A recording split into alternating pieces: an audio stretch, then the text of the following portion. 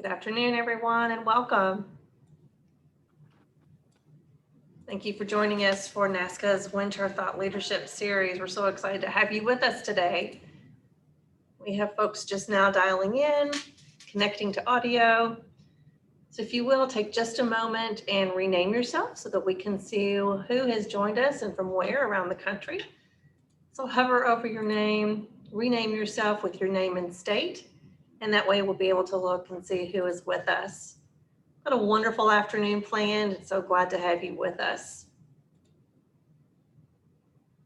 You'll see on the screen our keynote and reactionary panel coming up this afternoon, and an opportunity to dig into some micro reviews with our states and also present our first award from NASCA. So again, thank you for joining us. Go ahead and make sure that you do rename yourself, have an opportunity to share your name and your state.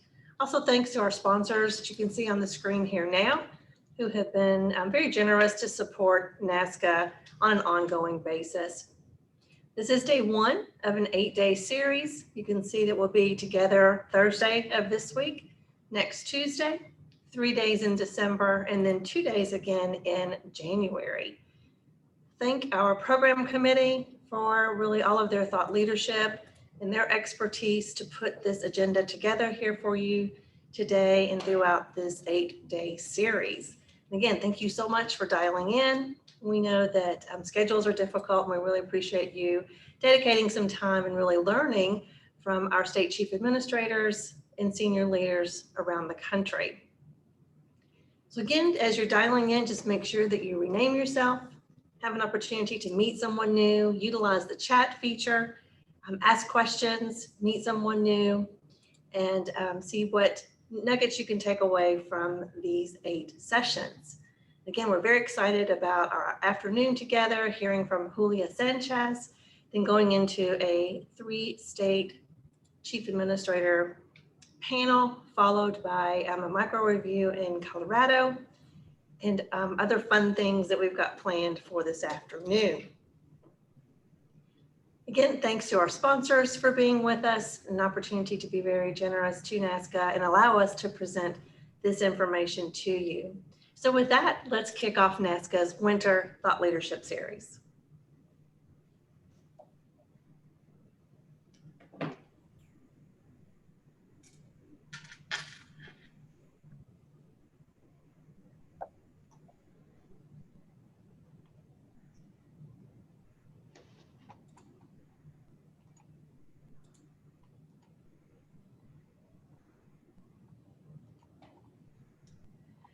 Welcome, everyone. And again, thank you so much for being here with us today. My name is Pam Goins. I'm the Executive Director of the National Association of State Chief Administrators, or NASCA. We're so excited to have you with us today, to be with us for this virtual learning. We certainly would have rather been together in person to sit side by side and have these conversations, but under the world that we're living, we know that that's not possible. So we're excited to bring you a virtual experience, an opportunity to learn, to grow, to share, and to just experience new opportunities to find information from our states. So with that, let me introduce NASCA's president, Dan Kim, from the state of California, to bring some opening comments for us. Dan? Thank you, Pam. Hi, everyone. Welcome to NASCA's Winter Thought Leadership Series. I'm Dan Kim. I'm the president of NASCA and the director of the state of California's Department of General Services. When the global pandemic began 8 months ago, none of us could have imagined that we'd be in the place we are now as we wrap up 2020. Many obstacles have been thrown at us this year. We've overcome them, and I think we're here to celebrate some of these victories today. NASCA is known for its intimate discussions around the work that we do in our states. And the Thought Leadership Series provides yet another opportunity for us to come together, to share and discuss the mountains of work and accomplishments we've all achieved over the course of the year, and especially since March of 2020. I highly recommend that you use this time to find and meet new colleagues, discover a corporate partner you haven't worked with before, and seek out innovative strategies from your colleagues. Now, these next several days will showcase multiple state reviews, learning labs from our corporate partners, and highlight our award winners. It'll also give us an opportunity to engage and network with our colleagues. Now, let me introduce you to Bob Oglesby from NeoGov, who will be introducing our keynote speaker. I want to thank Bob for your ongoing support of NASCA and for serving as a platinum sponsor of the Winter Thought Leadership Series. On to you, Bob. Thanks, Dan. As Pam said, welcome, and Dan did too. Welcome to NASCA's Winter Thought Leadership Series, and this is the kickoff session. Pam and NASCA staff, I appreciate how you all can present, make everything feel so calm, even in all this chaos. I know it's frantic around there, but you do it with such grace. So thank you all for your hard work behind the scenes. Again, I'm Bob Oglesby, former State of Tennessee Chief Administrator and current Strategic Advisor and Thought Leader with NeoGov. NeoGov is the leading provider of an integrated HR, payroll, and talent management solution for the public sector, serving over 6,000 individual organizations. I appreciate the NASCA staff's levity with the conference title in reference to all this year's challenges. Most definitely, this has been a very highly unusual year. Unprecedented, uncertainty, other words come to mind to describe the current COVID-driven crisis. Some of those we probably shouldn't say. But I dare to say all of us have been challenged to think and work differently. During this series, as you heard, we will hear in a variety of session formats how numerous state governments have been resilient and persevered, rolling out new, never before attempted strategies, how they've adapted and incorporated new solutions, and how they deliver new processes, systems, and results, many of which are likely to stay in use long after this crisis. And so thank you and congratulations for all your great work. Before we hear from our keynote speaker, I'd like to provide a foundation for her talk by using this moment to speak to the importance of leadership and uncertainty. We all recognize the world in which we live is changing faster than ever. And because of such change, we now have access to more information, more technology, more mobility, which has been essential in enabling us to quickly pivot so more people can now work virtually anywhere and anytime. And while working remotely may have been implemented by the majority just to keep their employees safe and healthy, which obviously was paramount at the time and still is, most have found the opportunity to have other benefits as well. And even to the extent that I would expect many will agree, working remotely is likely to continue in some extent after this crisis. So how do we as leaders not only prepare for these challenging events, but maximize opportunities during times of increasing uncertainty? We all are familiar with the saying, never let a good crisis go to waste. Organizations need their immediate, most basic needs met by those managing the day-to-day, and they also need leaders preparing their organizations for both the near term and the long term. Crises accentuate the need for organizations to have very good managers and leaders, and quickly exposes those organizations who don't. Unfortunately, what most often happens with leaders during crises is they fall into the trap of over-managing and under-leading. While there are lots of items leaders might need to be better prepared for tomorrow, I want to emphasize the importance of just two, your technology and your workforce. More specifically, I'm talking about increasing use of technology by automating any remaining paper processes, incorporating intelligence augmentation that complements human functions, and using data-driven decision-making. For those who have not seen the NASCA webinar, Driving Digital Transformation at Scale in State Government, I suggest you check it out. It's very well done. It was presented in February of this year by corporate partner McKinsey. The session includes survey results documenting where state governments are today, a case example, and more, all emphasizing why digital government is critical and valuable. I'm also stressing the importance of furthering the development of your workforce. This has risen to be a top issue during the crisis as well, as lots of organizations have struggled to quickly reskill and repurpose many of their employees. In addition to that, there is considerably more to be addressed in preparing your workforce for tomorrow. The good news is, just about 3 weeks ago now, NASCA released its latest research report, which addresses many of these needs. It's named Job 1 2020, Transforming State Government's Workforce for Tomorrow, and it's prepared by corporate partners Accenture and NeoGov. I encourage you to read the full report and watch the launch recording as well. It identifies challenges, opportunities, and recommendations on the topics of strategic workforce and succession planning, training and development, and performance management. Okay, let's quickly move to our keynote speaker, Julia Sanchez. While I only have time to give you a very abbreviated version of her exceptional credentials, I'm certain it'll be enough for you to understand why she is our keynote speaker.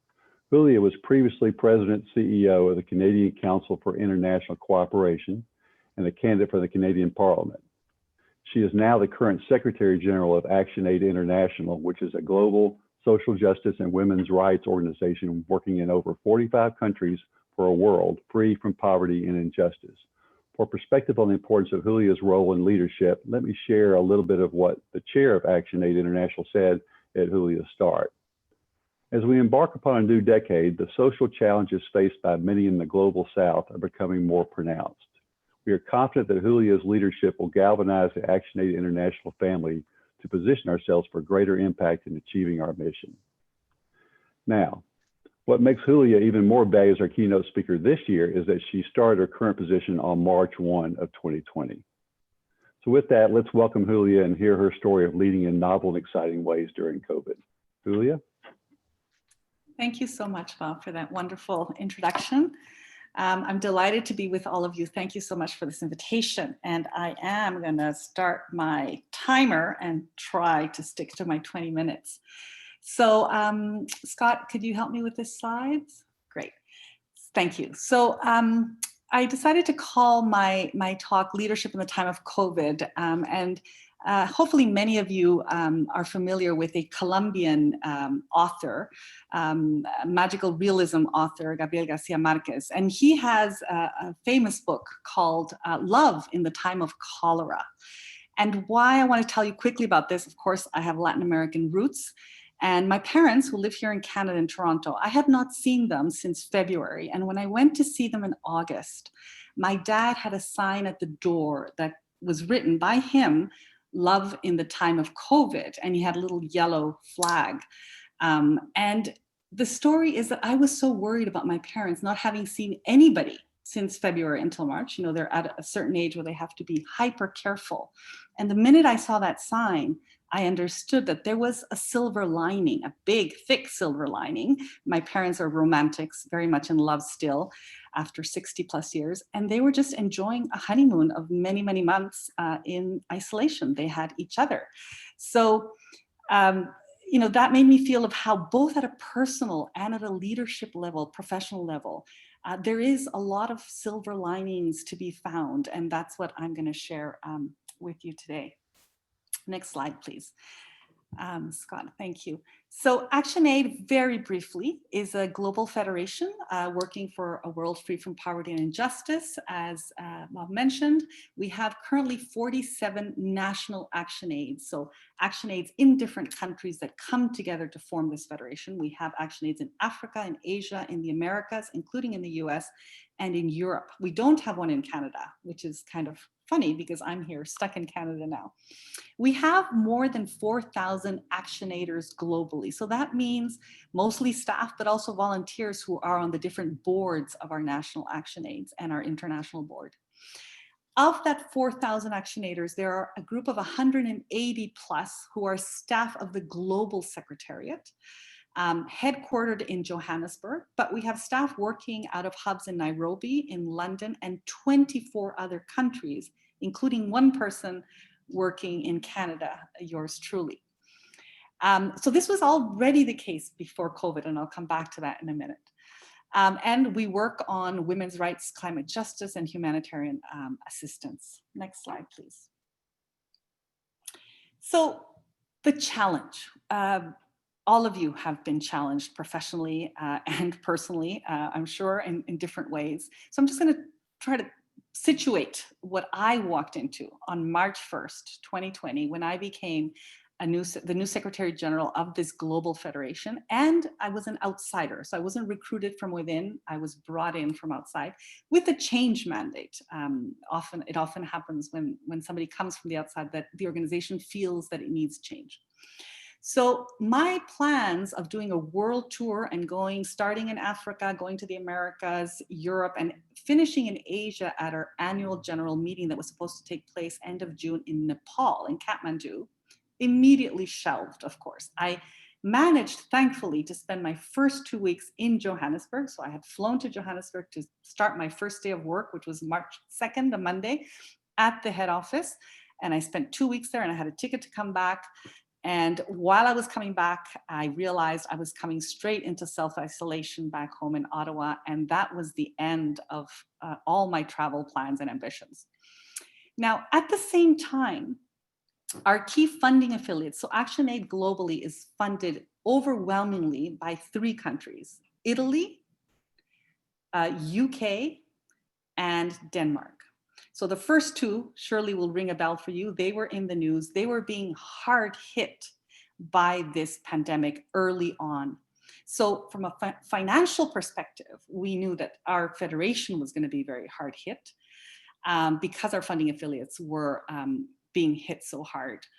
My first email to the whole federation, unfortunately, was to announce a new health and safety directive in response to COVID, which included, among other things, banning international travel. This was in early March. Now, banning international travel for a global federation that implements projects all over the world, including humanitarian response during a humanitarian crisis, was a big deal. But it was necessary. And as Bob mentioned earlier, we had to think first and foremost of the health and safety, not only of the staff, but of the communities that we work with, that we wouldn't be exposing them. And shortly afterwards, we declared a red alert, which is the highest level, of course, for any global emergency that we're responding to. And we had 40 countries that of our members who put together plans for humanitarian response. Of the 47 countries, we had our main funders who were under lockdown and unable to fundraise easily, or as they normally did. So it really felt like we were preparing to respond to the biggest, most unprecedented humanitarian crisis we had ever faced, with a blindfold on and with our hands kind of tied behind our back. Next slide, please, Scott. So, who would have imagined, not me, that I would be leading a global organization during a global pandemic from my home office or my living room in Ottawa? I love it that in your announcements for this series of leadership talks, you ask, did I sign up for this? Well, yes and no. Next slide, please, Scott. So when I came in, when I accepted this challenging and exciting job, which I really felt like I had been preparing for this job all my life, I knew it was going to be very challenging. And I was excited about that. I knew that they needed change. I knew that actually it was at a crossroads where it needed to make some radical decisions around the way it was organized, the way it was funded, the way it related to its mission, it communicated its mission. There was a lot of work to be done, and I was excited about that. But I did not imagine it would happen under these circumstances, of course. But COVID has, interestingly for me, and I suspect must be true for many of you, it has created a sense of urgency for issues that were already there, dysfunctionalities, things that needed to be addressed, all of a sudden have floated up to the top, have been magnified, and become that much more urgent to be addressed. It also helps to get everybody on side that change is necessary. So if there were people who were hiding their heads in the sand, who were able to get away with that, that is no longer possible because the challenge that we're facing and what lies ahead is so starkly urgent. So if not now, when? It became very obvious that, people knew I had been brought in for change, but that mandate for change was reinforced. We needed to renew our business plan. We needed to restructure the organization, and we needed to rethink the whole federation. So COVID-19 in a way has acted as an interesting cover or a catalyst or a bit of an excuse to really drive that change agenda home. So that's been one of the silver linings that I found has really helped my integration into the organization and for me to tackle the mandate that I have. Another is, the just realizing all of a sudden, oh, there are different ways of doing what we do. So on the how, travel is the obvious one. I mentioned it already, the travel ban and all of that. So we've made some savings, which is kind of nice, but we've also had to learn to work, to continue doing our work and to do work that we had never done before, like this massive humanitarian response, multi-country response without traveling. And that has reduced our carbon footprint, which is a good thing for an organization like ours. It was a bit of a contradiction that we flew all over the place in order to do work that was sometimes challenging or trying to address climate change. So now all of a sudden we've realized, okay, we can do this. We don't have to be flying all the time. There are other ways. We've been forced to explore that. Also on the what we do. So one of the agendas in our sector that has been gaining momentum is something called localization. So how do we put the people on the ground in the communities that we're supporting on the driver's seat? Let them be the drivers of their own development, and us take more of a backroom function of supporting, facilitating, funding, but not being upfront. So we've been talking about this for decades now, almost, but having a hard time actually doing it. And now all of a sudden we have no choice but to accelerate that agenda, which is a positive and good agenda. But again, the circumstances have helped us to move forward dramatically in that direction. We're embracing flexible work arrangements. That was mentioned by Bob as well. Everybody working from home remotely. We already had a very dispersed team. And when I joined, we had actually hired some lawyers to help us figure out how do we bring back all these people to certain hubs, because we were a little concerned about legal liabilities, employer liabilities in so many countries. And now I'm like, wait, stop. Maybe we already had the setup that we need, and now we have to learn how to make sure it's all, it all works, but that we keep our staff globally. If people are going to be working mostly from home, we are a global organization, why not? So let's figure, instead of trying to clamp down on this, people spread all over the place, let's create a system that actually supports that. Finally, the biggest challenge and where huge opportunities came up is, how do you build trust? So a lot of the issues that I knew I had to tackle, I knew revolved around lack of trust, some of the problems, challenges that had come up, and that I needed to rebuild trust between the different parts of the Federation, with the Secretary General, whoever that person was, with the Global Secretariat, et cetera. So how was I going to do that if I wasn't able to have face-to-face time with the members across the world? How would I get to know everybody, including my immediate staff, but all the members as well? So I've done it. I've been able to, in a very interesting way, level the playing field, because instead of traveling to, let's say, 10 of the 47 countries in my first 6 months and deep diving and getting to know them really well, I've actually spent almost equal time on Zoom and on Teams with all the country directors and all the senior staff of all the members across the Federation. So my understanding of the Federation is much more holistic and balanced, and hopefully fairer. But I think people also feel very appreciated that they've had, some of my attention in my early months, and that it's been equally distributed. So I think that's been helpful in my need to gain trust and to elevate the trust levels in the organization, even though that's probably not how I would have done it if I had been able to travel everywhere. Next slide, please. So here are some words that have been ever present in my attempts to tackle this very interesting environment, and to stretch my leadership in new directions. So it's not only COVID, right? As you know, COVID has surfaced other things that were kind of bubbling below the surface, and because of the state that we're in, many of those have surfaced. The impact that COVID has had is not on neutral ground, and so there are issues. And for an organization that works on social justice, many issues have popped up that I've had to tackle. So shifting power, just to choose a couple here. So shifting power. ActionAid has been talking and trying to walk the talk around shifting power. We shifted our head office from London to South Africa in the early 2000s as part of that process of saying, if we're an organization, a global organization that works with communities in the global South, let's get closer to them. Let's have most of our staff come from those countries. Let's make sure that they're in the driver's seat. So how do you continue that agenda when you have all the constraints that COVID has provided us? It actually becomes a very powerful agenda, because as I was mentioning earlier, putting people in the driver's seat becomes not an optional thing or a desirable thing, but a requirement when you can't move, when you can't send people to travel around the world. Self-care. This is part of what we call the feminist leadership principles. And self-care is one of the most important ones, I would argue, which is about making sure that you are taking care of yourself as a leader, but also that you're leading by example and making sure that all your staff are taking care of themselves and are being, supported.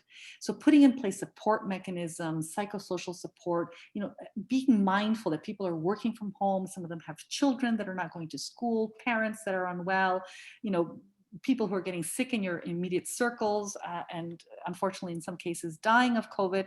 How does that affect people's productivity? How do we support them to take care of themselves, create an environment where they can continue contributing to very meaningful work, but understanding the context that they're in? So walking the talk, taking care of ourselves to be able to take care of others as well. Working with multilingual and multicultural teams. I mean, this has been a reality, as you can imagine, for the Federation, working in, across staff in 24 countries, members in 47 countries. And yet, I think because of COVID, because we weren't living in a COVID age, I am the first Secretary General to ever hold webinars in 3 languages. So when I have, town halls, I don't expect everybody to show up to the same town hall because, it's impossible time zone wise. So I'm able to have a French, webinar for our French speaking staff, a Spanish webinar for Spanish speaking staff, and then a couple of English webinars for the English speaking staff that are still the majority. So just giving people that level of comfort that they can be heard, they can express themselves in the same language, which would seem a very easy thing to do, again, is one of those silver linings that I think, has become like an obvious thing to do in the context that we're in. Leading in uncertainty, going with the flow, making tentative plans, but not getting stuck on everything, and helping people to be okay with that, high level of uncertainty, and make plans, but not stick to them, and not be too disappointed when our plans fall through or have to be changed because circumstances have changed. Checking in with people constantly, reassuring them that it's okay if they don't know what things will look like 2 or 3 months ago, because really none of us do. One of the very interesting challenges and things that I've been tackling is relevance. How do we remain relevant as a federation, as an organization, as a structure, federated structure in this rapidly changing world? On the one hand, we are so blessed, and I know this is true of every one of you, so blessed to be doing meaningful and necessary work. And I often think of people who have found themselves all of a sudden, not able to do their work because of COVID. There is more demand for our work, right? There is more demand for, the care economy, for humanitarian work for sure, social justice issues like anti-racism, inequality that were already there, all of a sudden are that much more significant for people as they're connecting the dots between how this crisis has impacted communities and the underlying injustices that are there. So our work is so relevant and important, and yet we have to do it in very different ways. We have to work with different partners. We have to work in different ways. So making those adjustments in order to remain relevant, because we have something so valuable to contribute. So to provide the teams and the staff with that motivation that we're doing something that's really important and really significant right now, but we have to do it very differently from the way we're used to doing it. So not to, to mitigate the discomfort of the uncertainty and the change, the rapid change, with that constant reminder that what we're doing is really important. It's important for people's lives. It's important for communities. And we need to, to find the way to continue doing it in these very changed circumstances. So again, coming back to those silver linings and giving people motivation, energy, enthusiasm about what we're doing, even though, we know that people are doing it in such sometimes stretched and challenging circumstances. So I'm looking at my timer because I could go on talking forever. I have 2 more minutes, so I will just finish by talking a little bit more about feminist leadership principles. This is something that ActionAid has been championing for a while now, and it's something we talk about a lot. And it's really useful in this context because we are able to talk about how do we listen to people? How do we behave as an organization in a more horizontal way, where we're respecting and being mindful and respectful of everybody's opinion, of everybody's state of mind, of where they're at. All these just very good sound, HR practices really, which allow us to be more in tune with our staff as they're navigating the very trying personal and professional circumstances. I was blessed to have my son home with me for an extra 5 months. I had already done my, empty nester grieving and all that. And all of a sudden, what a gift from COVID that his classes were online. He came back home for 5 months. He's gone again. But, people have been dealing with all kinds of positive and not so positive situations at home.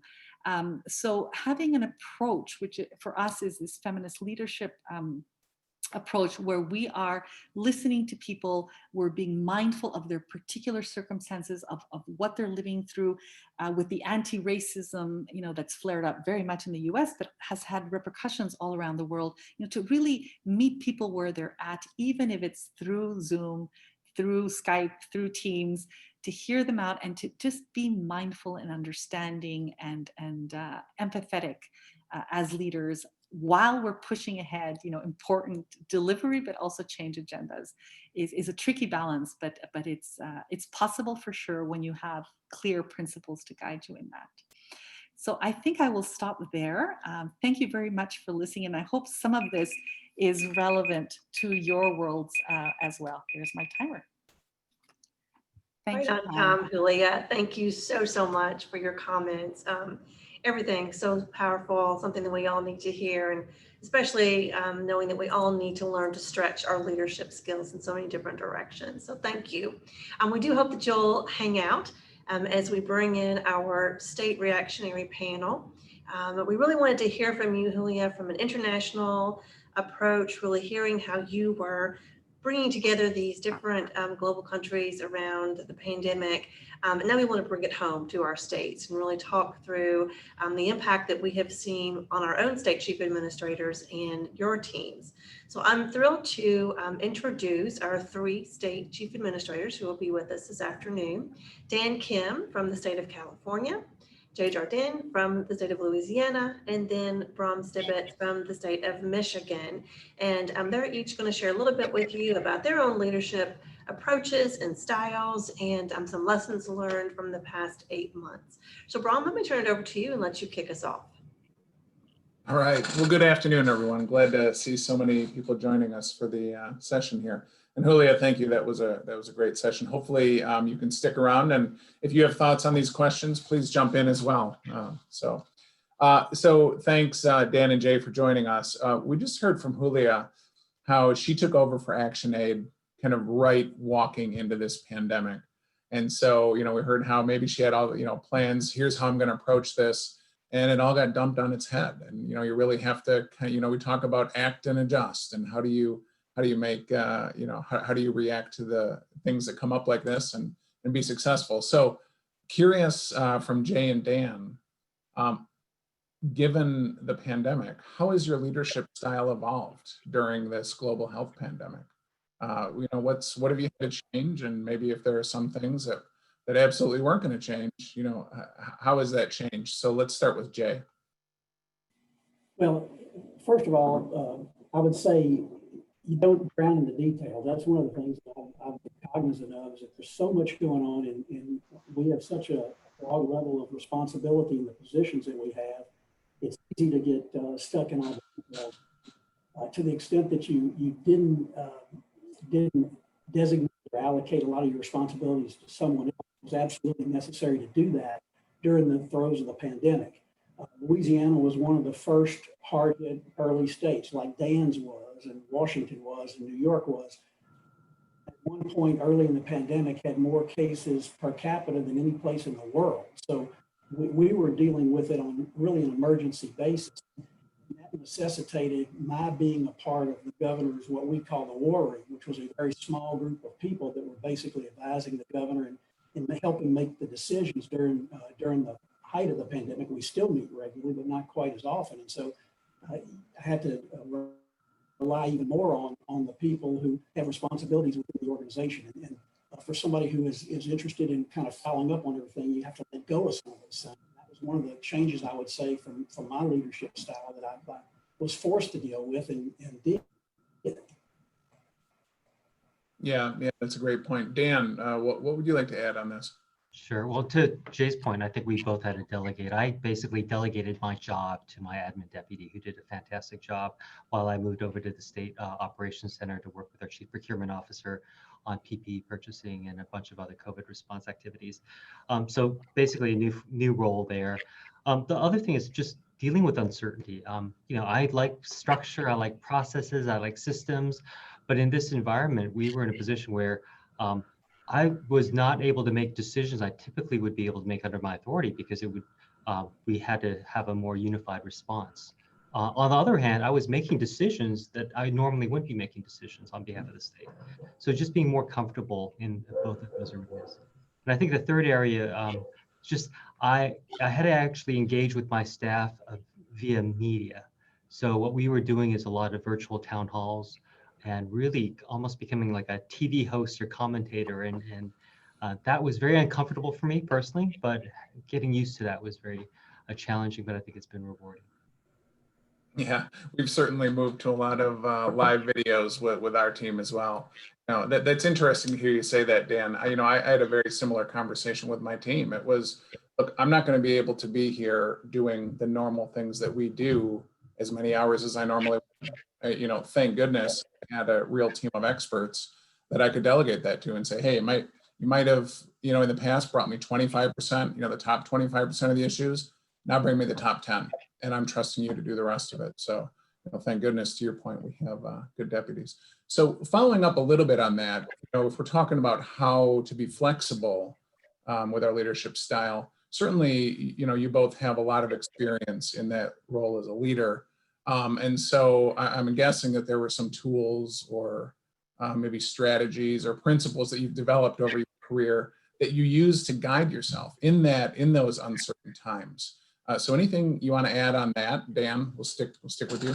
Yeah, like I said, I'm into systems and structure. I doubled down on governance. So at least within my world, I was the statewide leader for the Logistics Commodity Movement Task Force. We basically had developed teams, project management, Gantt charts. We just went whole hog on that, and it really created some kind of order because there was so much chaos initially. And I think that really helped the team members understand, this is my scope, this is what I can do, and this is what I need to do by the end of the month. So that was, and I think that's kind of filtered throughout the entire department to kind of take more of a project management approach to things. Yeah. Jay, anything you'd add there? Well, we're very used to dealing with crises in Louisiana. We're kind of masters of disaster, not in a boastful way, but just out of necessity, because we have hurricanes, we've had floods, and what have you. So we're dealing in a crisis mode, and everyone in the top tier of my organization is very used to me being at a different location than they are. A lot of my people were able to actually come into work because our building was otherwise empty, and so the top tier of leadership could actually spend time in the office building without being exposed or without exposing anyone else. And really that kind of helped because they were in a setting that enabled them to be able to do some things that they otherwise might not have done at home. And that was something that really helped us through the most difficult time of the pandemic. Yeah, okay. So one of the things that we heard Julia talk about earlier, she mentioned how do you use COVID as a catalyst for change? And I think, we've had a lot of conversations about that with our peers in NASCA. And so, one of the first things that I did with my team when this hit, and this was especially with my IT team, we have IT in Michigan, was to sit down and say, we need to take a different approach. We take our policies and procedures very seriously. We want to make sure that we do things the right way. We want to make sure that, we're following all appropriate, statutes and legislation, et cetera, NIST, et cetera. But what I said is, what, right now we need to figure out how to allow the state workforce to continue to work. We need to send 30,000 people home tomorrow and we need to figure out a way for them to be able to connect. And so if we have a policy or a procedure that's stopping us from doing that, we need to have a conversation about it. It needs to come back to this leadership team, and we need to figure out if we need, if you need me to sign an exception, we'll document the reason why, and we'll move forward. And there were a lot of things to do that because the overriding concern was the health of our employees and making sure that we can continue work. So I'm curious from both of you, were there formal policies? Were there procedures? Were there things that needed to be just kind of left behind because of the emergency? And what was your decision-making strategy when it came to, should we, maybe temporarily put a policy and procedure aside? So Jay, let's stick with you on that. Yeah, you certainly had to ask forgiveness and not permission in some cases, particularly in the procurement area. We had already well-established emergency procurement rules that can kick in whenever you have a declared emergency.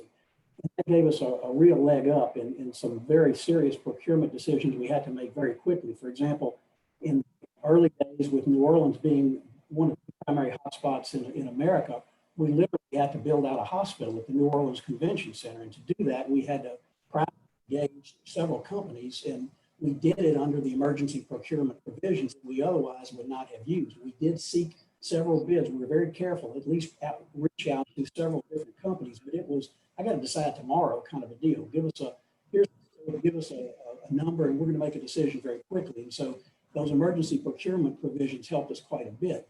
Another thing that comes to mind is that we had you don't take desktop home. Some of our workforce did work from home, but it was a sporadic and very small portion of our overall workforce. And it was taboo to bring a desktop home. Well, that went out the window. We exhausted our supply of laptops that were available as quickly as the pandemic began. And we began authorizing people, just take your desktop, go home, keep working. We want you to be productive. We'll worry about that rule later on. And so, as I'm sure we'll talk about before we finish today, the evolution of working at home is going to be the most dramatic change, I think, that government, private business, and the world is going to experience as a result of this pandemic. And we were fortunately leaning toward that a little bit before the pandemic happened. And now that's going to be a big part of our post-pandemic evaluation plan. Yeah, we did the same thing with desktops. Not only were we allowing people to all of a sudden take them home, we were giving them checklists of, if you take your desktop home, don't forget your power cord, don't forget, this, don't forget that. And so, yeah, certainly. Dan, what are your thoughts on this? Exactly the same points that Jay had. As far as construction, we had to build out alternate care facilities.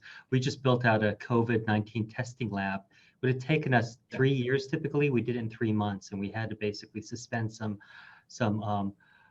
requirements, although we have met all of the lab certification requirements and have that actually lab certified.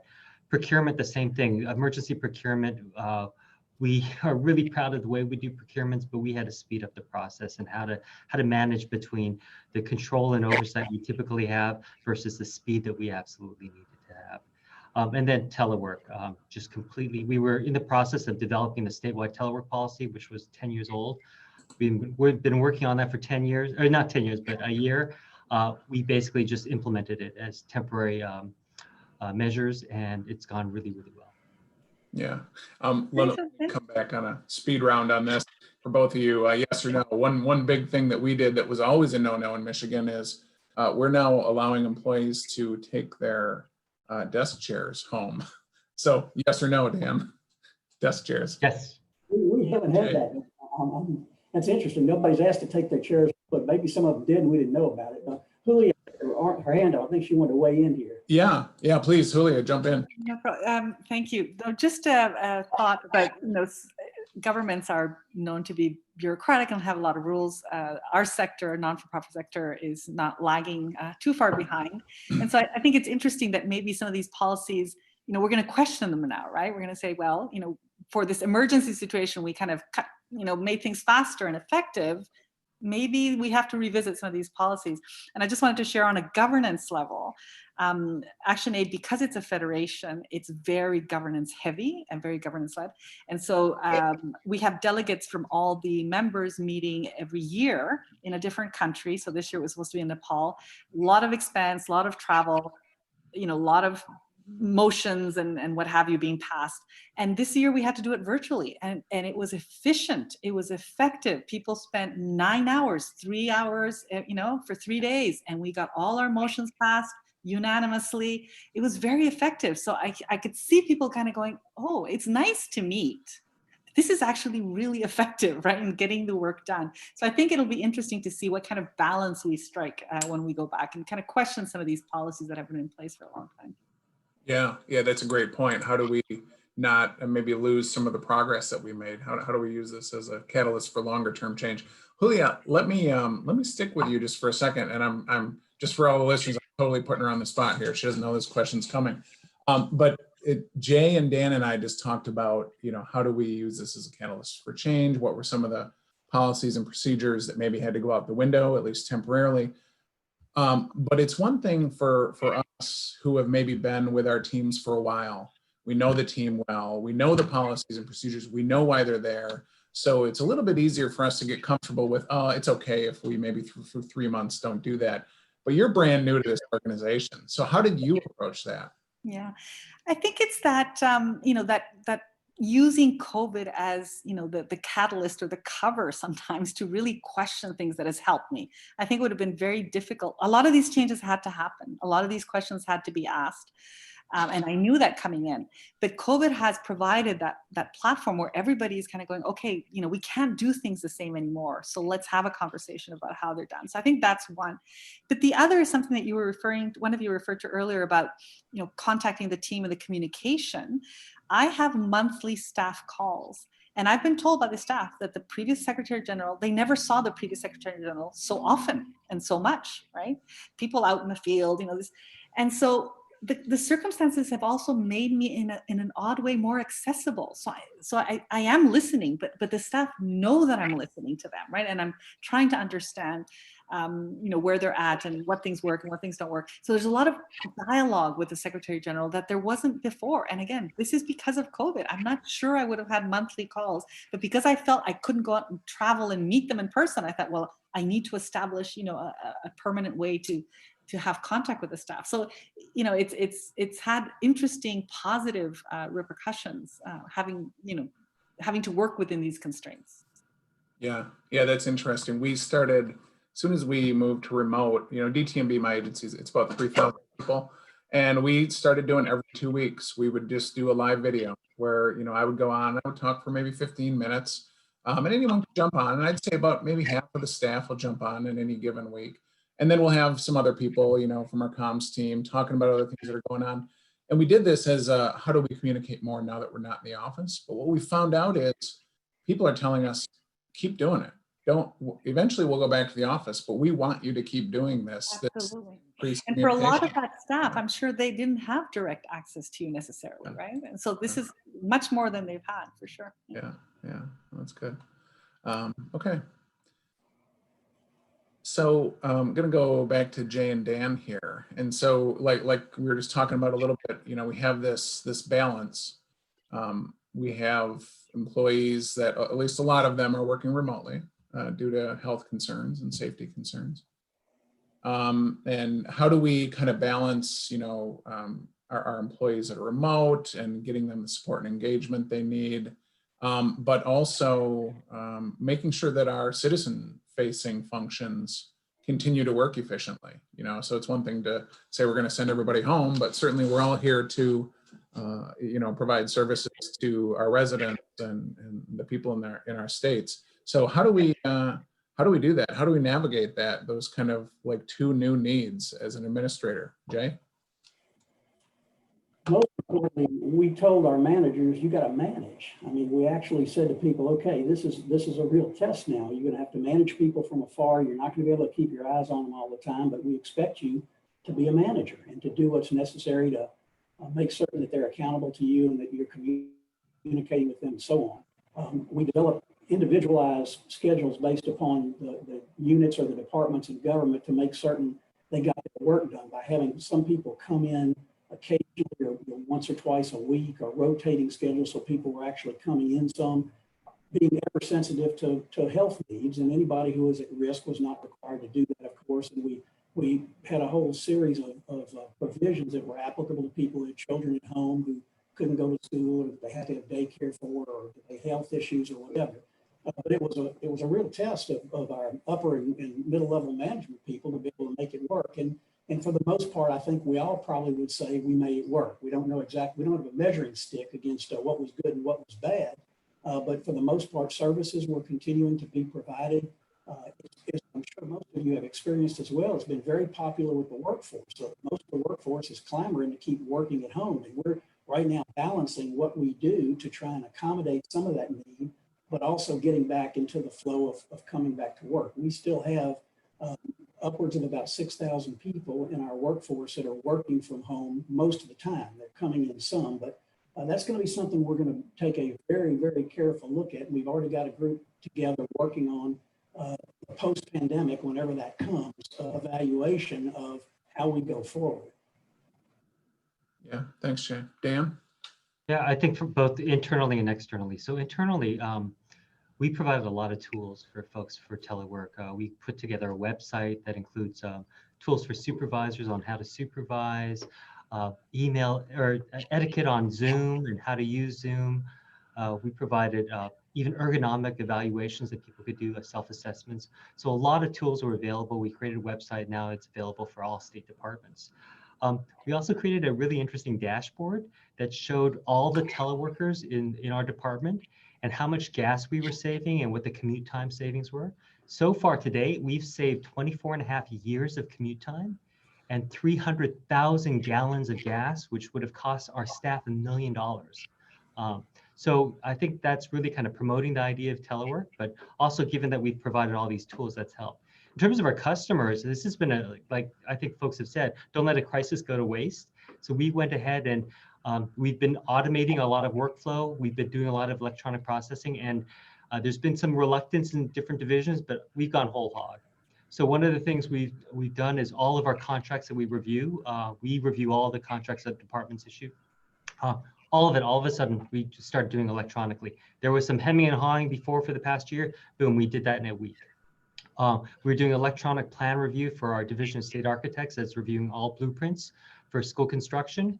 All of that is done electronically. And we do electronic signatures for every other process. So it's really worked out well in many ways. But I've got to say, the divisions that have really done well had performance metrics to begin with. And I see that they can monitor their performance and see where there are gaps.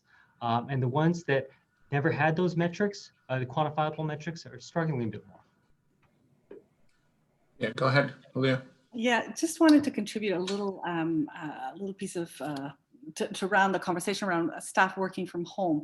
So in the work that we do in communities in mostly developing countries, gender-based violence has gone through the roof. But interestingly, this is true everywhere. So in Canada, for example, for me, it was very interesting to be dealing with this overseas from here, but to be hearing our government here in Canada in the first package that they announced way back when in March or April, they included a lot of money for shelters, for women's shelters, because they knew it's documented that when there's this kind of crisis, gender-based violence goes through the roof. So, some of our staff, unfortunately, will be stuck at home with their abuser, right? And people are tense, tensions grow, etc. So just something to be mindful of. There's all those silver linings that I like to focus on as well. This is something that's very sensitive. So we've put in place some, support, access to support for our staff, anonymous and what have you, just so that they know that if they need to talk to somebody, there's a support mechanism in place to address this. Yeah, that's a great point. I think a lot of us are struggling with, if this becomes the new normal, and I think a lot of us think it will. We struggle with how do we build and maintain those relationships at work, but what you're getting at is even something harder. How do we support our employees who don't have a way to get out of there? I want to go back, to Dan, to what you said. What we've seen in Michigan is, like I say, I spent a lot of my time on IT, and we've seen adoption of collaboration tools we've had the fastest, smoothest adoption of some of these tools that we've ever had, and it just so happens that, we were ready with a new electronic signature solution. We were ready with to roll out Microsoft Teams for broader distribution. And so all these things, just the uptake has been phenomenal. We could have struggled for a year trying to get users to adopt those things, and it went right through. I would also say, if you haven't seen California's dashboard, go check it out to everyone on this call. It's pretty amazing. I will right here in front of everyone that I am blatantly ripping it off. Have the team working on that, and just looking at, Dan, you shared the amount of time and gas that those folks have saved. What about the impact on the environment and that? And so we're really trying to show some of those benefits. So when the team asked what I wanted, I said I basically want something as cool as Dan has in California. So thanks for sharing that, Dan. Brian, related to that, we before the pandemic hit, or right before it, we were having serious discussions about, in the out years, going to a 4-day work week universally across the board for our employees who are all concentrated in downtown Baton Rouge, because we have an interstate widening project coming that was going to really put a huge burden on our interstate. And in our evaluation of this, we concluded that if we can move to this, we would be able to shorten the time that we would have temporary construction lanes from 3 years to 2 years, and we would save millions and millions of dollars on the construction cost. And the pandemic, looking at Julia's point, the silver thing is helping the workforce realize this will work. I can work from home, or I can only have to come in 4 days a week, and we'll stagger all that to make it work, but consistent with what Dan was saying as well. What a great idea about the gas savings and the impact on the environment. And this is related to what we were looking at pre-pandemic, and which we're now absolutely going forward with.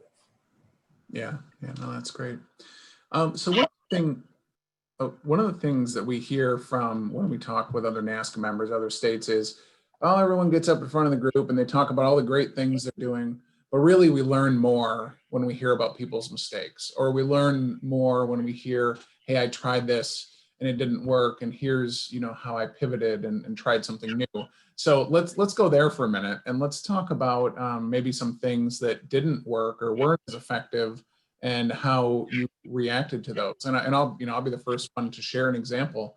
In Michigan, we have a lot of flexibility with our procurement laws when it comes to emergencies. So we're a lot luckier than a lot of states.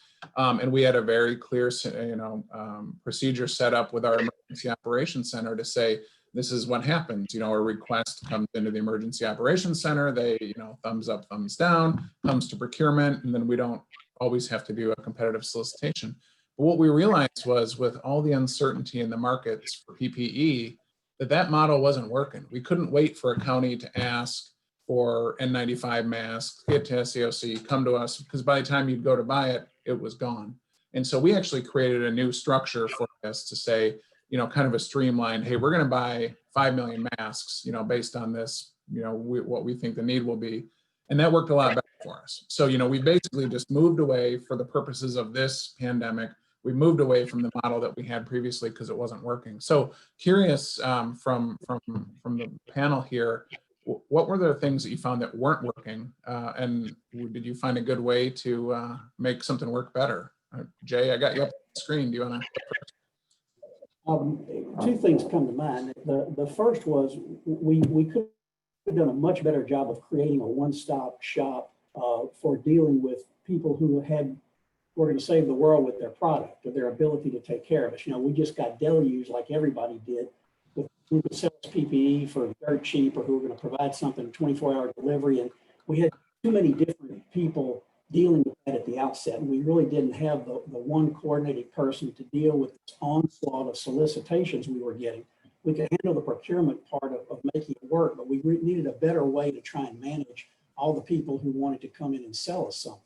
Not to mention the competition that was taking place among states, and with the federal government giving us mixed signals about what they were going to do and what they weren't going to do. Second thing I would point to, and we did not do as good a job as we could have done and should have done with communication within the government family, particularly the legislature vis-a-vis the governor. Like everybody else, we got a lot of partisanship going on right now in Louisiana. Democrat governor, Republican controlled legislature. We included the legislative leadership on a regular basis, but didn't really reach out to individual members as much as I probably could have in retrospect. that helped fuel some of the challenges we're facing now. We're in court this week with the legislature trying to undo the governor's executive order dealing with masking and social distancing and what have you. That'll play out based on a constitutional determination, but better communications may have helped dissolve some of that anxiety that was there that's now being played out in litigation. Yeah. Well, all the best. Good luck on that litigation. Michigan went through the exact same thing. So, yeah. Dan, you have thoughts on this? You both stole my examples. So for example, as far as the legislation, right now they're conducting a hearing this moment on the legislature wants to be more informed and be part of the decision-making process. So to Jay's point, I think that's something that is going to be top of mind for the administration. The other point that Bram made as far as we had a bunch of individual requests from departments, from counties for PPE, and that just wasn't working. We'd buy like 10,000 here, 5,000 there. We basically reformulated this so that we created a single team, a procurement team, and then we established goals. And we, like, for example, we established a goal for 500 million surgical masks. And we said, now we can do bulk purchasing and get lower costs. So that worked out well. Another example I want to share, though, is I'm a big fan of transparency. I love numbers. And sometimes I think, to the detriment when you're talking about something as fluid as COVID. Oftentimes a number gets thrown out, like we had ordered a number of masks, and everyone was touting that. The media picked that up. We were doing high fives, and then the order fell through. And so we need to be very careful about kind of how do we publicize some of this stuff. And we've made a real conscious effort to distinguish between what we've ordered and what we've actually received. And we're really talking in terms of PPE that we've received as opposed to just what we've ordered. Yeah, that was one of the weirdest markets we've ever dealt with, the PPE market there for a while. All of a sudden, everyone seemed to be a broker of PPE, didn't they? All right. Well, we're getting close to the end here, so maybe we'll end on kind of maybe a little lighter topic here, and we'll let Dan go first since we keep on stealing his thunder with our answers. So, just to wrap this up, what's the most unusual request that you've gotten over the past 8 months?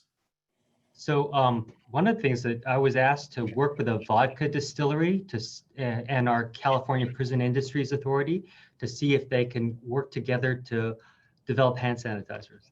That's one thing. But literally yesterday, I got this letter from a guy from the Jersey Shore who said he would sell me the patent for PPE. And his patent was very unusual because you can keep your mask on and eat. I think I'm going to decline, but if any of you are interested in this, I can give you the contact information. All right. Sounds like a great investment opportunity. All right, Jay, most unusual request over the past 8 months. Some of you may have seen the television show Swamp People, which originates in Louisiana, a bunch of interesting characters who are alligator hunters and what have you. The original swamp person is Troy Landry, who's still on the show, who's a friend of mine. And early in the pandemic, I got a call from him because there was a glut of crawfish they couldn't sell to all the Louisiana restaurants that were closed. This was seafood season, crawfish season, and he wanted to unload these crawfish. And it was a huge economic issue for a lot of the crawfishermen in Louisiana. And crawfish apparently were not eligible for SNAP or for a D-SNAP. And so he wanted to make sure crawfish would be available for D-SNAP, and lo and behold, we were able to make that happen. So a lot of the folks who were on the D-SNAP program were able to enjoy their Louisiana crawfish during the height of the pandemic. That's great. I'll throw in one to wrap it up here. And just, as I mentioned earlier, all of a sudden everybody and their brother was a PPE broker. So I would just say early on, we worked with, and they will all remain nameless, but a Hollywood producer to get PPE. We worked with a former NFL star to get PPE. And best of all, we worked with a former Real Housewife to get PPE. And I will leave it right there. So I'll wrap it up. I know I'm running a minute late here, Pam, apologize. Big thanks to Dan and Jay and Julia for joining us for this session. I love being able to have this kind of conversation. So thanks a lot. And we'll give it send it back over to Pam. Thank you. Thank you.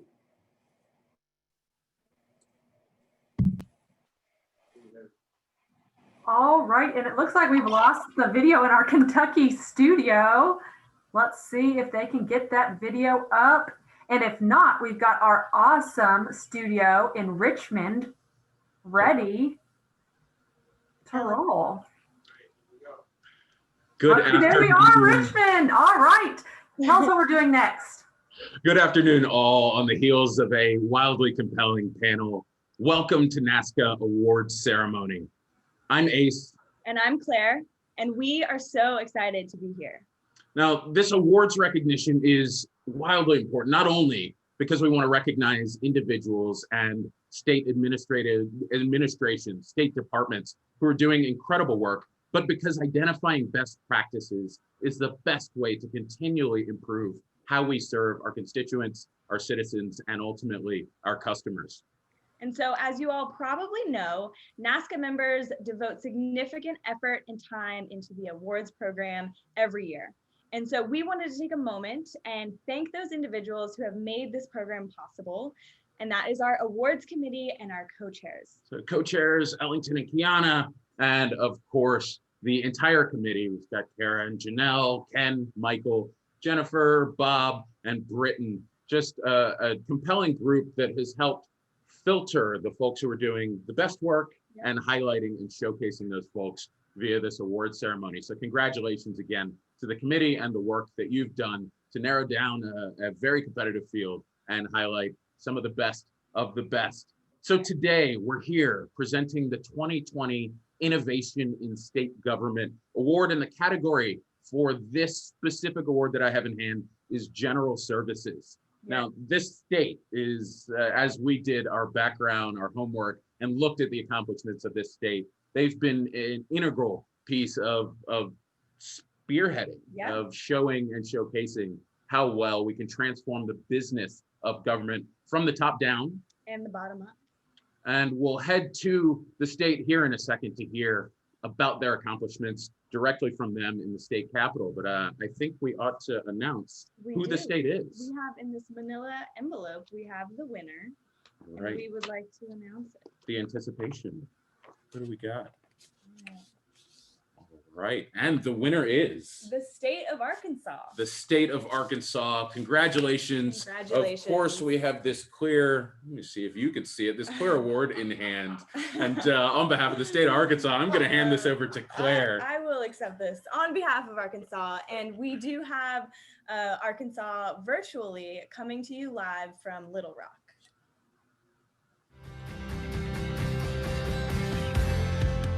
Thank you for honoring Arkansas with the 2020 Innovation in State Government General Services Award.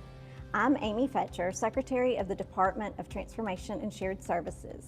Governor Asa Hutchinson took office in 2015 and immediately began the transformation of state government into a more efficient and more responsive government. Since the last restructure almost 50 years ago, state government had grown from 13 cabinet-level agencies to 42. With more than 200 boards and commissions, people who technically reported directly to the governor. As Governor Hutchinson undertook this overhaul, he established 3 pillars that guided every decision. The first was efficiencies. He wanted to save money and time in processes and both funding. The second was improved managerial support. The third pillar was improved delivery of services. After 2.5 years, and with the support of our legislature, we codified the reorganization in statute, which reduced the number of cabinet-level departments from 42 to 15. I'm Governor Asa Hutchinson. When I shared my vision to transform government, I pointed out that if I just spent 1 hour a week with the director of each agency, I would already have worked a 40-hour week. That just wasn't efficient. The reduction in the number of agencies from 42 to 15 established a more efficient chain of command that offers administrative support and empowers agency directors. The reorganization will save $15 million in the first year alone. We have accomplished this without reducing essential services or laying off employees. The members of the 92nd General Assembly passed our transformation package, and I signed it into law on April 11, 2019. Amy Fetcher has led the initiative from the first day I appointed her as the Chief Transformation Officer. Now, as Secretary of the Department of Shared Services, her #1 task is to ensure that state government remains lean and responsive to the needs of Arkansans. I'm Jamie Cook, Secretary of the Arkansas Department of Public Safety. Our department's fleet management section oversees approximately 1,000 emergency and non-emergency vehicles statewide. Additionally, the department services over 200 vehicles from other state and federal agencies. Before transformation, some of our divisions were paying as much as $65 per oil change. Under the reorganization, we merged the department's fleet section to a shared services model. We now have 3 fully operational auto shops across the state that share knowledge, resources, and contracts. Our goal was to save $150,000 in the first year. We exceeded this goal by saving more than $448,000 in the first year alone. We have cut the cost of an oil change to approximately $22 per vehicle. I'm Mike Preston, Secretary of Commerce. While we're now seeing the cost benefits of combining 10 agencies into the Department of Commerce, transformation also allowed us to better tackle the complex problems the pandemic caused in our economy. All of us who focus on job creation and workforce services are working together like never before. Silos were knocked down and we were able to get aid and benefit to Arkansans easier and faster. Transformation fostered the agility we needed to overcome the obstacles every state was experiencing. Thank you, NASCA, for honoring our initiative with the General Services Award for Innovation in State Government.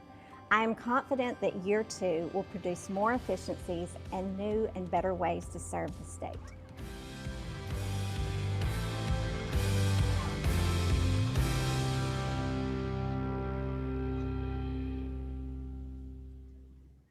Well, congratulations, Arkansas. We are so very, very pleased to present that award to you, and thank you so much for being with us today. There's several of you online with us, so if you want to do a little wave, a little high five, just wonderful. Hi, Amy and your team. So great to have you all with us, and again, congratulations from NASCA.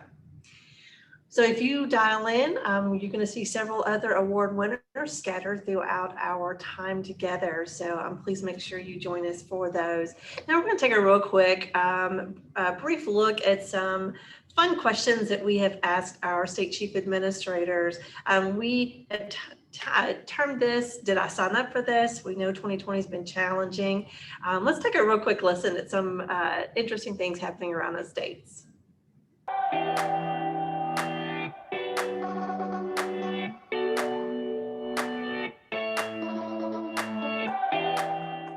So what is the weirdest request I had last year? The weirdest request I had was when a woman telephoned me and she said she believed that we had an employee that was potentially exposing other essential workers to COVID. I asked her how she knew this, and she said, well, actually it's my husband, and he is been hanging out with his ex-wife, and his ex-wife, I hear, has COVID. And she wanted me to go tell him that he could no longer hang out with his ex-wife. So that was a request that clearly I could not honor and was not able to solve her problem. The strangest request I received during the pandemic was for our building to be used by local and state law enforcement, SWAT teams, and the National Guard to use each night as a headquarters during the protest. Hi everybody, Kurt Topper here in Pennsylvania. So what was the weirdest request? Probably last week. Can I find a place to park 150 satellite trucks where they won't be in danger of being tipped over by rioters?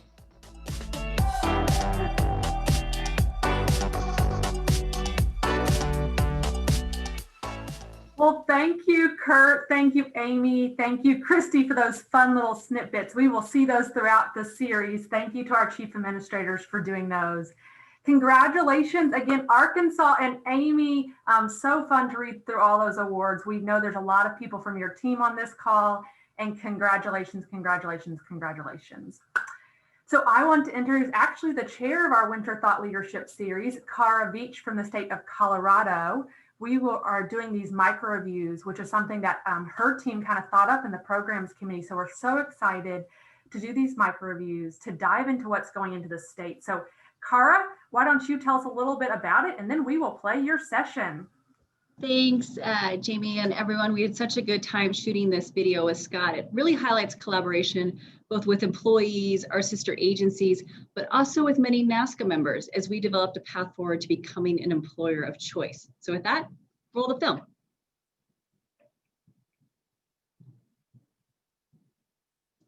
And our team's getting that up. There we go.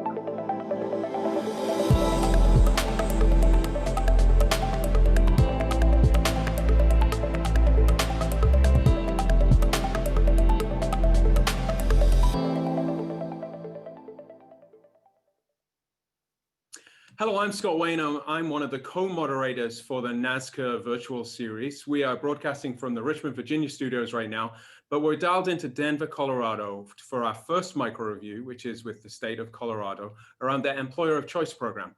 Now, we would have loved to have been in person, but it is election week on the week that we're filming. And things are a little busy in state capitals right now. So we've decided to do this one remotely and turn it into more of a discussion, a gritty discussion around how we drove this program through in Denver and the state of Colorado. So many of you will know Kara. Hello, Kara.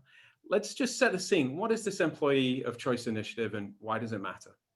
Sure. So the Employer of Choice Initiative was actually something I talked to Governor Polis about in my interview. And one of the things he is very proud about and interested in is how do we make the state an employer of choice, a place where employees and applicants want to come to work. So we set forth thinking about how to come up with that plan, and we could have sat at our desks and got our great minds together and came up with a plan. But the first step we did is we went out to talk to employees. That was the first step, to understand why they came to the state, what benefits they'd like to see, what would they like to see us change, and why do they stay? We then had our teams reach out to other states and other large governments and other private sectors to understand best practices. And then we worked with the other agencies in developing our strategic plan. So really it's a vision with a strategic plan, a 3-year strategic plan behind it, about how do we become that place that people want to come to work. Okay, so you received the mandate from Governor Polis, but then who's doing the actual work to make this happen? Perfect. Well, I have 3 people with me that are really working hard to make this work. The strategic plan has 3 sections in it, and each of these people are responsible for one. So the sections are around compensation, talent and growth, equity, diversity, inclusion, health, safety, and well-being, recruiting and hiring, and work perks, which also has flexible work or remote work in it. We started this process in 2019, so a lot has changed, but if I may tee up some of the people that have been working on this group to give you an idea of what they did to come up with that portion of the strategic plan. Maybe I will start with John Bartley. Sure, thanks, Kara. Yeah, what was really exciting about the approach to the Employer of Choice listening sessions is that we came out of that with so much information and so much data and some really clear messages from employees, clear trends that we ultimately were able to group into the 6 different initiative areas. And one of them was equity, diversity, and inclusion. I mean, I think one of the lucky things for me, at least, as I took lead on that initiative, was that there were already several structures in place at the state that brought together agencies and other thought leaders together to talk about equity, diversity, and inclusion. So an example of that is the Colorado Equity Alliance, which was made up of agency HR leaders or deputy directors and members of the community who are coming together to talk about how state government could be a more equitable, diverse, and inclusive employer. And there were a couple of subcommittees that were formed. One of them was around hiring and retention. So there was this perfect marriage between that structure and the data that we were getting from employees around equity, diversity, and inclusion. And specifically, data that indicated that they did not see a strong leadership support of equity, diversity, and inclusion. And that became the metric that we really wanted to focus on. So I was able to take data from the employee listening sessions, from our recent employee engagement survey, and I was able to consult with the Colorado Equity Alliance and their subcommittees and bring all of this together to start shaping our approach to the work. So I felt very lucky to have all of those resources behind me as we started to move forward. Thanks, John. And John highlights some important pieces around, there were some existing structures, but also the mechanisms we put in place to get employee feedback. So he talked about the employer choice listening sessions. We had 45 different sessions across the state, met with 2,185 employees, and also stood up a virtual site that they could participate and complete that online survey where we heard from another 1,254. And then John highlighted every other year in the state of Colorado, we do an employee engagement survey. And over half of our employees responded to it and gave us that metric that only 50% of them thought we were demonstrating equity, diversity, inclusion. So hearing from our employees as to what was important to them really shaped this strategic plan. And in another area was on growth and development. And maybe Tim, you can talk to us about what you're doing there. Yeah, thanks, Cara. I think some of the key actions that helped us to identify the opportunities for growth and development was the really strong emphasis on collaboration. I've looked at similar projects in other agencies, and Cara mentioned there's kind of this tendency, the easy way out is just to get the experts together and make a decision. But every step along the way, we went back to our customers and really emphasized collaboration. So we did this employee listening tour. We went and had employee engagement data. I was able to engage another group that I work with, the learning leaders, who are essentially the leaders of learning development across the state. And so we kept coming back to them with this data and really just asking them the question, what do you see? What are the trends? What can we do to help facilitate your goals as the agencies who are leading learning and development? And two big trends came out in the data. One I'll talk to related to the EDI project that John mentioned is that we recognized there was an opportunity to increase the scope of EDI training or standardized understanding of EDI. And one of the things that we recognize is we didn't really have a single system in place. There wasn't one learning management system or one database that we could push the same training module out to all of the different agencies and components and subunits within the state. And so one of the really kind of easy, it wasn't easy, it was easy to identify is like, hey, if we want to have standardized understanding of EDI, then we need standardized systems. And so one of the big wins of this project since we started back in 2019 is we've been able to implement a system of learning management systems where there are some clusters with groups of agencies using one set of systems, and we have independent agencies using other sets of systems. And while it's not perfect, it does provide us what we needed to get the standardized message of EDI out to all these different customers. And it gives us some ground to start with. So I think that's one of the really big success stories from where we've gone. Everything's sounding great so far, this kind of thriving Colorado team. But we are living in a society that is very split on opinions around one of those being EDI and the teaching of equity, diversity, inclusion. And of course, there is differences between the states and the federal level. How are you, let's say to the skeptics around this in fellow agencies and employees, how have you made the business case for investing in making the state of Colorado an employer of choice, especially when the Denver job market is booming? I'll sort of throw that open to you all about. What does that business case look like? Well, I think I'll jump in on that one because this is one of my favorite topics in the world. But it's so much fun for anybody who's got an interest in talent management and talent acquisition. Like any great recruiter loves a challenge, and the Colorado market is just such a fascinating place to be because it is tight. We have a ton of competition. We have a lot of talent at the same time, and I think that the fun and the joy in this work for me has been in working with our HR departments across the state to really understand what is that cycle, what does a hiring cycle look like? What does sourcing look like for the state? You know, throughout the whole employer of choice process, we heard from employees, and every single time you go out and you listen to employees, you realize what amazing stories we have to tell. We do amazing work. Anybody associated with state government, state is really the sweet spot because you can still see, touch, taste, feel the impact of your work and what you do. When you're driving down the road and you see a sign for, you know, CDOT, like, you know something about that. There's nowhere like it. And we have such an incredible mission that we can speak to. And we know that that's what today's job seekers are excited about. So our challenge is to figure out how do we tell those stories in a consolidated way?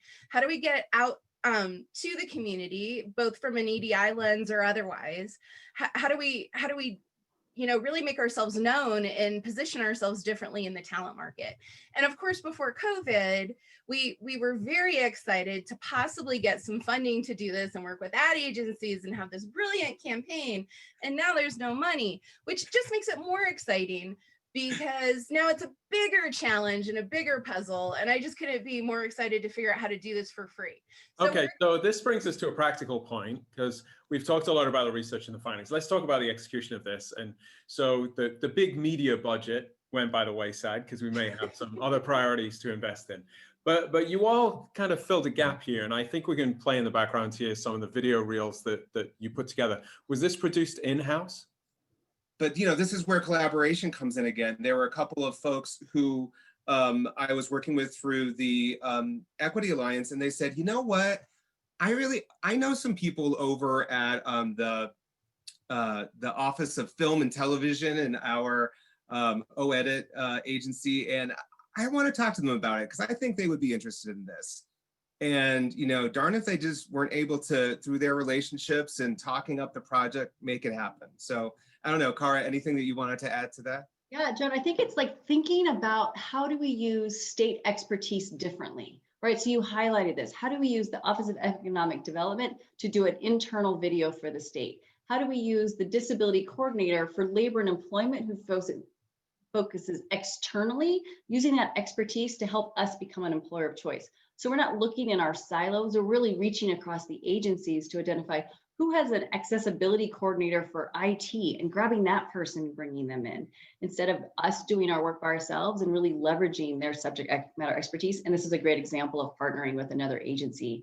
So Cara, let's stay on this sort of determination to get it done, because it would have been easy to say, hey, the budgets are being cut, we're going to drop this initiative. We hear stories across the corporate world of diversity and inclusion being taken seriously, and then it just falling by the wayside when another shareholder priority comes in.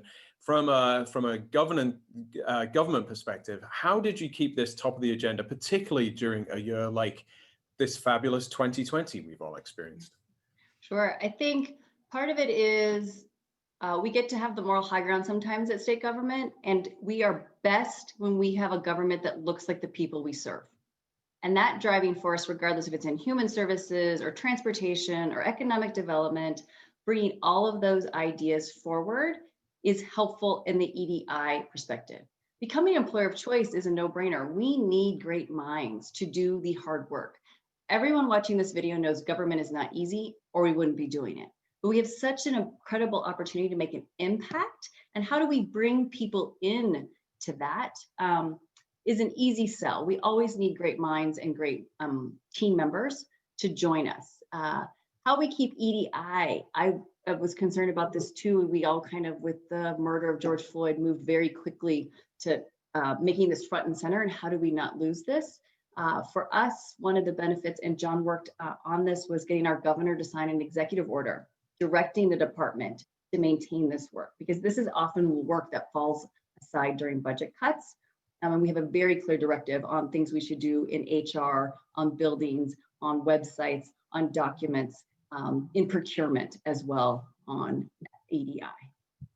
So I did notice as I watched that video that there was a familiar face in that video. Was that by design, and was it by design that a big deal wasn't made of that familiar face?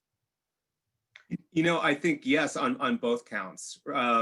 It was actually, you know, our lieutenant governor is in the video as well. So we've got both the governor and lieutenant governor making sort of surprise cameos. And our lieutenant governor is very passionate around disability awareness and mental health, and was very excited about participating. And as soon as we had her on board, we said, well, we should probably say something to the governor's office too, see if he wants to participate, and he absolutely did. And it was really wonderful to incorporate them in a way that didn't feel hierarchical or false, but rather more of creating community, that we are all state employees. And to Kara's point, what we're lucky to have behind us is that we are public servants. And when we say that we're serving the public, that means all of the public. And so regardless of where you are on the political spectrum, our job is to serve all of the public. And to do that in the best way, we need to understand where they're coming from and be able to meet them where they are. And that's a big part of the EDI work that we're trying to do at the state. Okay, so that was a large part of the messaging and how you got attention to this work. Kara, I'm going to ask you to maybe volunteer somebody here for this tough one, which is, so what are you actually doing to improve the EDI situation? Tim's touched on training, and we've talked about messaging of talent attraction, but you had several working groups that were looking at compensation and benefits and opportunity and talent pathways and those type of things. So what are the boots on the ground things that you're doing? And then how are you measuring success? Sure. And EDI is just one portion of the strategic plan. So I'd love Clara, if we can, to jump in on her part. But with respect to EDI, what we are doing, obviously you've heard about the training that John and Tim work together on, so that every single state employee takes that training. Something we learned in communicating with other states and other agencies is what does good EDI training look like? So we talked to other states, we talked to Washington, we talked to Tennessee, and some other states out there. What was good, California as well? What's some good training that they were doing? Maybe Michigan as well. And what we're hearing from the agencies as we continue to talk about them is, how are they rolling this training out? So it's online training, but what we're hearing is best practices around, after they take the training, small groups to discuss the training. So it's not just a one and done check the box compliance training, but really, how do we dig a little deeper? That's just on the baseline training level. We are also working on setting accessibility standards for both our buildings, our websites and documents. So whether this is translation, disability through visually impaired, videos through hearing impaired. And this is where John talked about bringing in the disability coordinator from labor and employment, or bringing in the New Americas leader from labor and employment on immigration and language issues to that place. We are also working on a disparity study, and I know many states out there are working on that. We just got our study back. It will be released to the public in December. So now it is implementing. The easy work is getting the study done. The hard work is making a difference with the results. So we are working on that as well. So from a candidate experience and employment branding standpoint, we're re-looking at our internal website, because that's something that we can control in-house. We can develop a statewide landing page that will get people who are job seekers, whether they're internal to the state and existing employees or external to the state. So that's sort of step one, is figure that out, because we can do that in-house, and we can do it pretty quickly. Another piece that we're really, really excited about is working on this idea of authentic community engagement. And the idea of authentic community engagement obviously has EDI tie-ins, but it also serves a sourcing purpose as well, all the way around. How do we really start working with the community groups that exist outside of ourselves that can connect us to job seekers? How can we begin a dialogue with them? How can we start asking the question of, what are you looking for in your next job? What does that look like? What's attractive to you? And then we're going to turn around and we're going to do that internally as well, and start to gain an understanding for the folks that work with the state. I mean, you can have 9 careers in one employer working for the state of Colorado. Like, the options are endless. But have we done enough to explain to people about how to navigate that system once they're with us? Do they understand that they need to apply, that somebody's not going to just come and tap you on the shoulder for your next promotion? So we're engaging in that work, using HR as a conduit, and we'll start leveraging HR there. And then another piece that I guess goes back to EDI, but it's something that's really meaningful for me, is this isn't a checklist. This isn't let's go get some Black engineers and hire them and call it good, right? We're not going to be done with this. We're taking a slow path. We're asking people to actually change and transform. And that's going to be a longer haul across the board. And you know, it's been very interesting working specifically with the HR community and giving them some space. We've had a number of open free-form calls statewide where we said, come in, take off your title. We're all here as people. And then we were able to sort of facilitate these growth conversations to say, none of us have arrived, right? None of us know how to do this. We're all wandering in the woods to some extent in our pathway when it comes to EDI. But being able to be human and really convey to people that we're asking for long-term change. Like, this is truly transformative. That's been very, very exciting as well. All right, last question for each of you.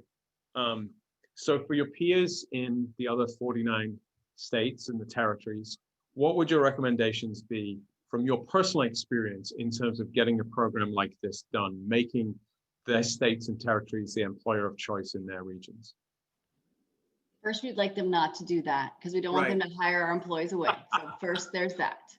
I think it's really listening, right? So listening to employees. Lots of states do employee engagement surveys, but there was something very different about going and talking to employees, where we gave them the opportunity to, every time we had a session, we heard about an idea that we had never thought of. And it was really in reaching to the employees that brought us all kinds of great ideas to execute on and really develop those themes that then became the 6 thematic areas. Because my lens is HR, right? I work for the HR community, but having those relationships established in advance. And we spent a lot of time doing a lot of intentional relationship resetting, knowing that we had a big couple of years, and this was before COVID. So just going into employer of choice and some of the other initiatives we were pursuing, we are a small department compared to what other states have access to. And so we have to leverage the relationships we have, which means having those relationships and being willing to take some shots and going out and saying, you know, we've made a huge shift in Cara's time with DHR and DPA from being like the mandator and the gavel holder and the thou shalt, you know, dictum provider. And really, really flipping that on the side and seeing ourselves as a support. We are customer service. We are here to support the work of the field. You know, I really believe that when HR is done well, HR is a connector. That's our value add. We help connect brilliant people and great ideas and resources, and we glue them together. And so I have to know our HR teams really, really well so that we can start plugging them in, right?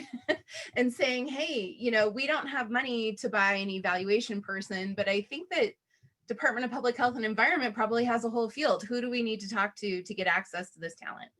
You know, I think to build off of what Clara was saying, you know, you never really know where there is a combination of talent and passion out there.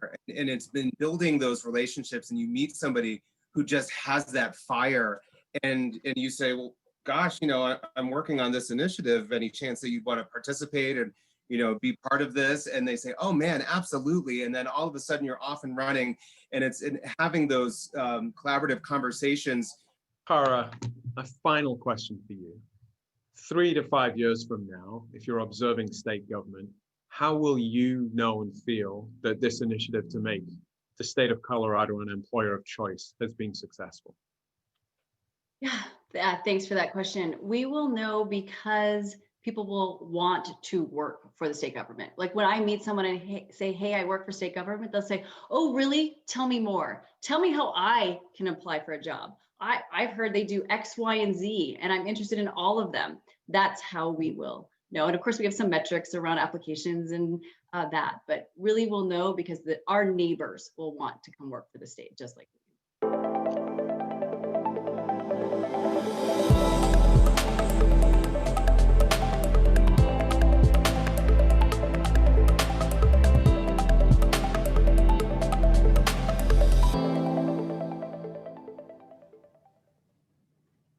thank you, Colorado, for sharing your employer of choice initiative. We are so honored to showcase the work that you're doing there. And thank you everyone for joining us for the first day of our Winter Thought Leadership Series. Thank you to our opening keynote, Julia Sanchez, our reactionary panel, Dan, Jay, and Brom, our Arkansas winners, along with Colorado and their micro review. We're going to bring up a couple of questions for you today to just take a look at on the screen. You can see the first one is asking if the session was a valuable experience that met your objectives for attending. And then second, if you'll let us know if the session was engaging and interactive. This is very helpful to us as we're planning continued professional development for you. So thank you so much for responding to those two quick questions. I'll also put a plug in for next Thursday. We'll be back together again at 2 p.m. Eastern.